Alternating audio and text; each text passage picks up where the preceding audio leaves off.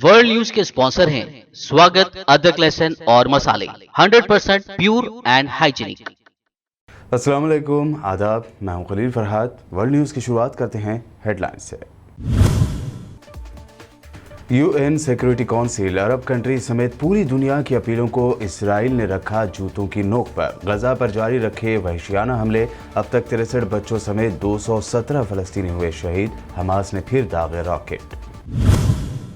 Israeli हमलों के खिलाफ फलस्तीनियों ने मनाया यौम नकबा यानी गम व गुस्से का दिन। एहतजाजी फलस्तीनी मुजाहिरीन पर इसराइली फोर्स ने की फायरिंग, एक एहतजाजी जाँ बहक, दर्जनों हुए जख्मी। इसराइली पीएम नेतन्याहू ने हमले जारी रखने का किया ऐलान।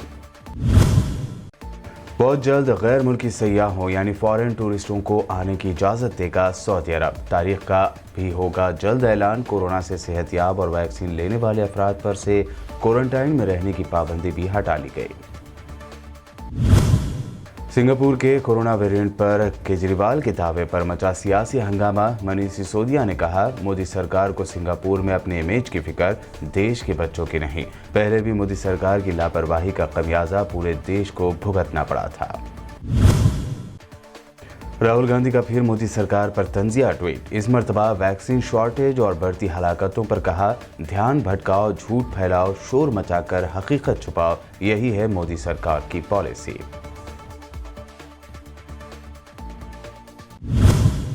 और गुजरात में साइक्लोन तौते से तबाह हुए इलाकों का पीएम मोदी ने किया एरियल सर्वे। तो महाराष्ट्र एनसीपी लीडर नवाब मलिक ने कहा, महाराष्ट्र में भी इस साइक्लोन से हुई तबाही, लेकिन नहीं हुआ कोई सर्वे। ये खुली पार्शियलिटी नहीं है तो और क्या है।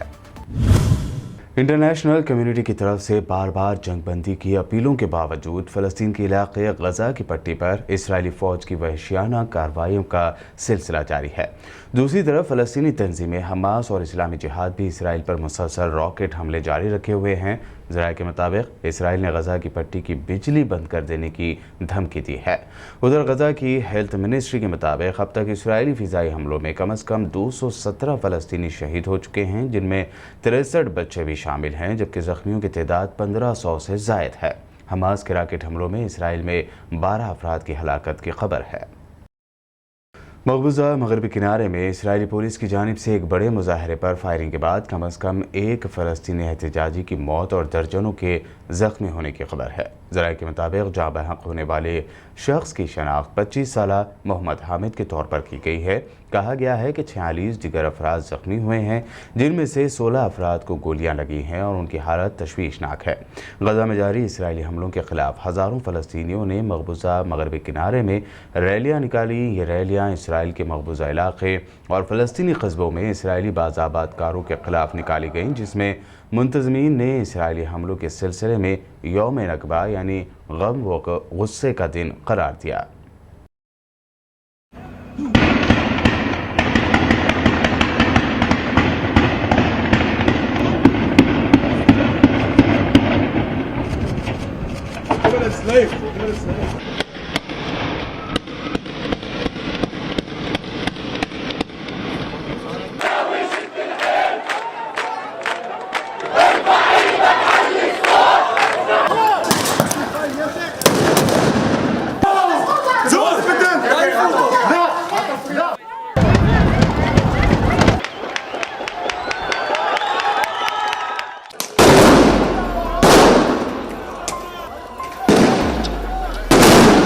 गजा में बड़ी तबाही मचाने वाले इसराइल के प्राइम मिनिस्टर नेतन्याहू ने जंग जारी रखने का ऐलान करते हुए कहा है कि जब तक इसराइली शहरी पुरअमन जिंदगी में वापस नहीं आते, तब तक जंग जारी रहेगी। नेतन्याहू ने कहा कि इस्लामी जिहाद को ऐसी ज़रबें या चोटें लगी हैं जिनकी वो तवक्को नहीं कर रहे थे। इस दौरान ज़राए के मुताबिक हमास और इस्लामी जिहाद ने एतराफ़ किया है कि उसके कम से कम 20 जंगजू हलाक हो चुके हैं, जबकि इसराइल का कहना है कि हमास के 130 जंगजुओं की हलाकत हुई है। इसराइल का ये भी कहना है कि गजा में हथियार और गोला बारूद ज़ख़ीरा करने के लिए बनाए गए सुरंगों को तबाह करने का अमल पहली तरजीह के तौर पर जारी है। उधर अक़वाम मुत्तहिदा की ज़ैली तंजीम यूनिसेफ जो बच्चों के मामला देखती है, उसने फ़लस्तीन के जंगज़दा इलाक़े गज़ा की सूरत हाल पर गहरी तशवीश का इजहार करते हुए गज़ा में जंग बंद करने का मुतालबा किया है।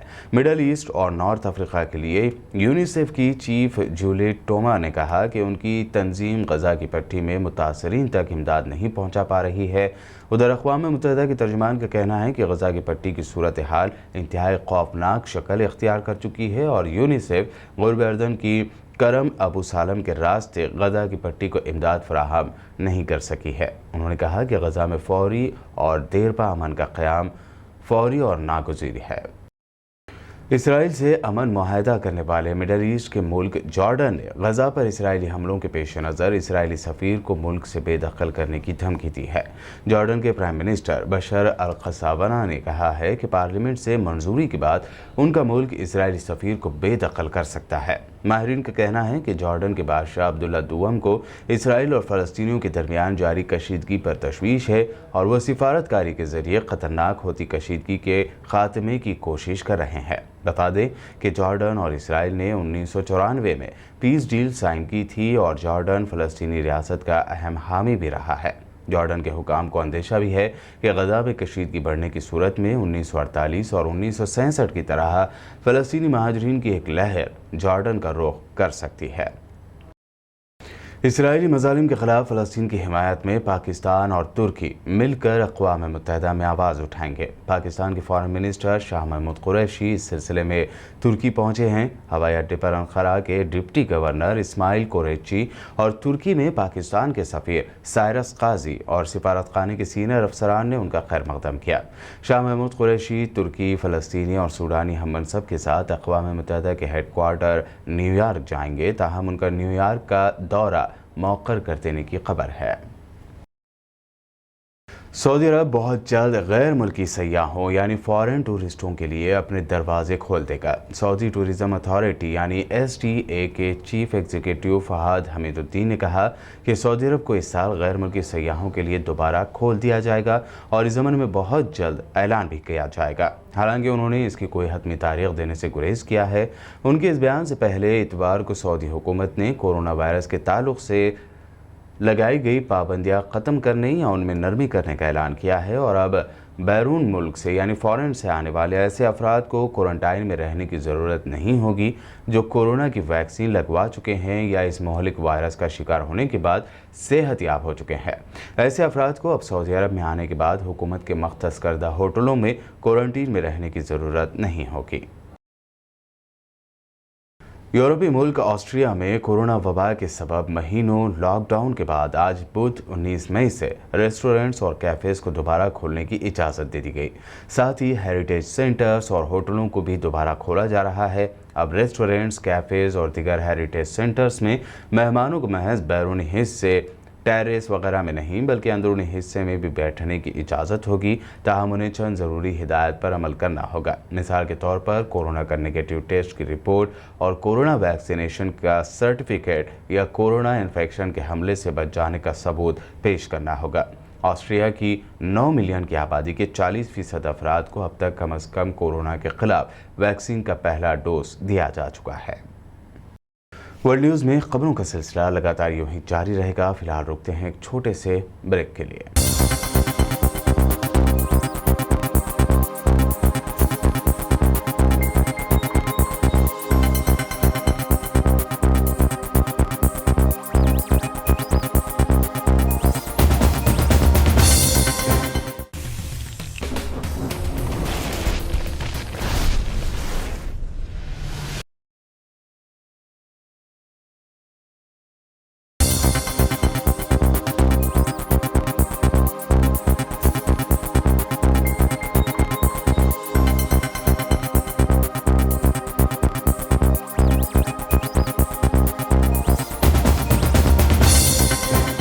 ब्रेक के बाद वर्ल्ड न्यूज़ में आपका दोबारा खैर मकदम है। आइए आप देखते हैं अहम national news.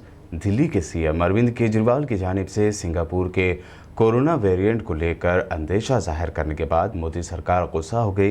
Deputy CM Manish Sisodia ने केजरीवाल का बचाव करते हुए कहा कि पहले लंदन में आए स्ट्रेन के बारे में वार्निंग दी गई थी, लेकिन मोदी सरकार ने कोई कदम नहीं उठाया। मोदी सरकार की इस लापरवाही का खमियाजा आज पूरा देश भुगत रहा है। मनीष सिसोदिया ने मोदी सरकार पर शदीद तनकीद करते हुए कहा कि मोदी सरकार को सिंगापुर में अपनी इमेज की फिक्र है, लेकिन भारत देश के बच्चों की फिक्र नहीं है। आप देखिए कि लंदन में एक नया स्ट्रेन आया था पहले, उसके बारे में भी बहुत लोगों ने अलर्ट दिया था, साइंटिस्ट ने वार्न किया था, डॉक्टर्स ने वार्न किया था कि लंदन में एक नया स्ट्रेन आया है और उससे पूरी दुनिया को अलर्ट रहने की ज़रूरत है। भारत सरकार ने समय रहते कोई कदम नहीं उठाया और लंदन में आए उस स्ट्रेन की वजह से और भारत सरकार की लापरवाही की वजह से आज देश की हालत देखिए क्या हो गई है। आज पूरा देश उसका खामियाजा भुगत रहा है। जो अलर्ट ये समझने के लिए था कि हम अपने कुछ कदम उठाएं, उस वक्त भी भारत सरकार हाथ पे हाथ रखे बैठी रही। लंदन में नया स्ट्रेन आया और आज हजारों लोगों की जान चली गई। कोई परिवार ऐसा नहीं बचा जिसके घर में कोई जिसके अपने जिधर नजर उधर उसको डेथ ना नजर आ रही हो, जिसका कोई अपना हॉस्पिटल में भर्ती ना हुआ हो या कोविड ना हुआ हो। आज पूरे देश की यह हालत हो गई है। क्यों? क्योंकि लंदन में आए स्ट्रेन के बाद भारत सरकार ना तो अलर्ट हुई, ना उसने कोई ऐसे कदम उठाए जो उसको उठाने चाहिए थे, और आज पूरा देश उसका खामियाजा भुगत रहा है। आज आप किसी भी पेरेंट्स से बात कर लीजिए, देश के पेरेंट्स से बात कर लीजिए, आप किसी भी आदमी से बात कर लीजिए, उससे पूछिए कि उसको सिंगापुर के साथ इमेज की चिंता है या अपने बच्चों की चिंता है। सारे माँ बाप कहेंगे कि हमें अपने बच्चों की चिंता है, लेकिन भारतीय जनता पार्टी को सिंगापुर में इमेज की चिंता है, केंद्र सरकार को सिंगापुर के साथ इमेज की चिंता है। इन्होंने विदेश में इमेज कमाने के लिए हमारे बच्चों की वैक्सीन ले जाके विदेशों में बेच दी, सिर्फ एक पोस्टर चिपकवाने के लिए, और आज ये विदेश की बात कर रहे हैं। इनको बच्चों की चिंता नहीं है। मुझे सिर्फ इतना कहना है कि भारतीय जनता पार्टी और केंद्र सरकार को अपनी विदेश में इमेज मुबारक हो। आप इमेज की चिंता करिए विदेश में, सिंगापुर में। हम अपने बच्चों की चिंता करेंगे और हम तो अपने बच्चों की चिंता करेंगे। कांग्रेस कायद राहुल गांधी ने आज भी ट्वीट करते हुए मुल्क में वैक्सीन शॉर्टेज के लिए मोदी सरकार को जिम्मेदार ठहराया। उन्होंने स्लो वैक्सीनेशन और एक दिन में सबसे ज़्यादा मौतों का ग्राफ शेयर करते हुए लिखा कि वैक्सीन कम होती जा रही है और कोविड से मौत बढ़ती यानी ज़्यादा होती जा रही है। मरकज़ी हुकूमत की पॉलिसी है ध्यान भटकाओ, झूठ फैलाओ, शोर मचाकर हकीकत छुपाओ। वहीं इससे पहले के ट्वीट में राहुल गांधी ने लिखा था कि मोदी सिस्टम में जितनी आसानी से सवाल उठाने वालों की गिरफ्तारी होती है, उतनी ही आसानी से वैक्सीन मिलती तो मुल्क आज इस दर्दनाक हालत में ना होता। उन्होंने आगे लिखा कि कोरोना रोको, जनता के सवाल नहीं।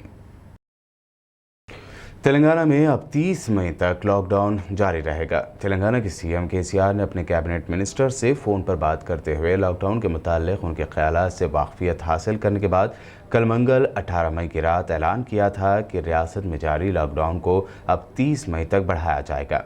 इसके साथ ही सीएम केसीआर ने कहा कि लॉकडाउन में तोसी से रियासत की इकनॉमी पर असर पड़ेगा, लेकिन पब्लिक की हेल्थ और सेफ्टी से बढ़कर कोई भी चीज़ अहम नहीं है।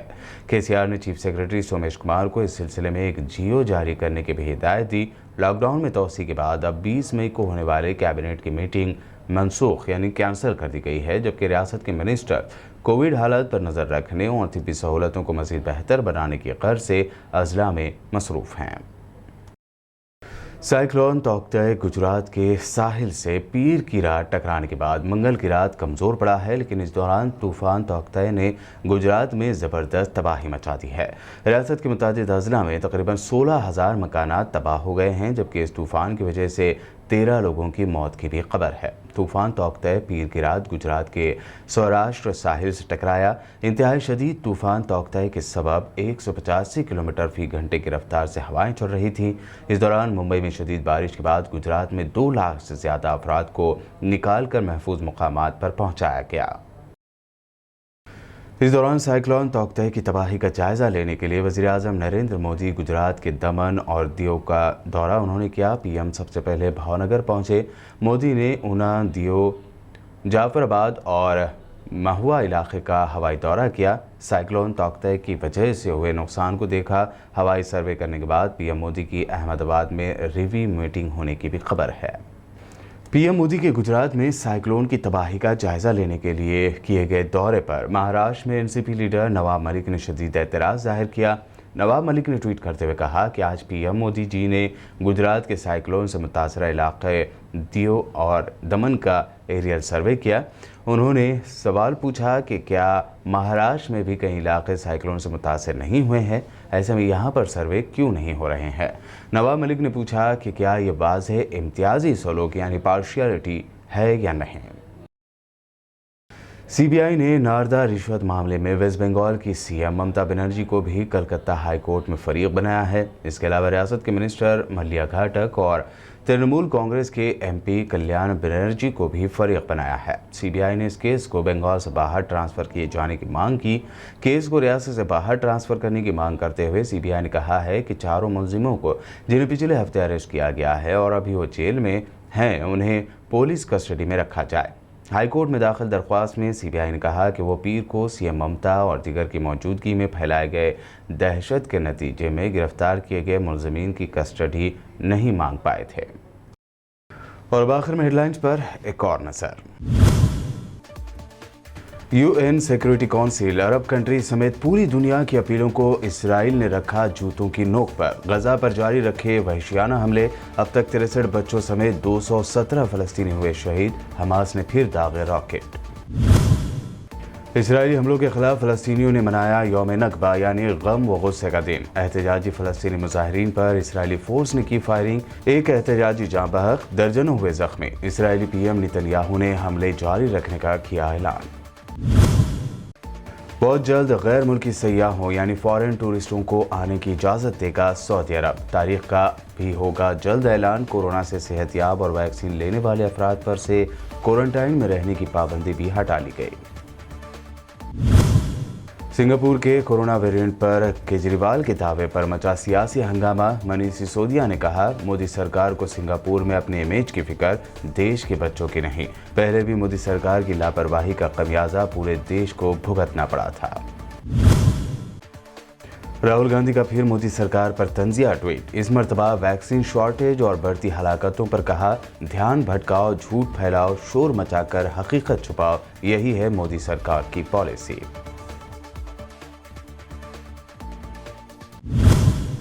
और गुजरात में साइक्लोन तौते से तबाह हुए इलाकों का पीएम मोदी ने किया एरियल सर्वे। तो महाराष्ट्र एनसीपी लीडर नवाब मलिक ने कहा, महाराष्ट्र में भी इस साइक्लोन से हुई तबाही, लेकिन नहीं हुआ कोई सर्वे। ये खुली पार्शियलिटी नहीं है तो और क्या है। वर्ल्ड न्यूज़ में ये थी अब तक के अहम नेशनल और इंटरनेशनल न्यूज़। हमारे चैनल को सब्सक्राइब, लाइक और हमारे वीडियोज़ को शेयर ज़रूर करें। मज़ीद अपडेट्स के लिए देखते रहिए BBN चैनल।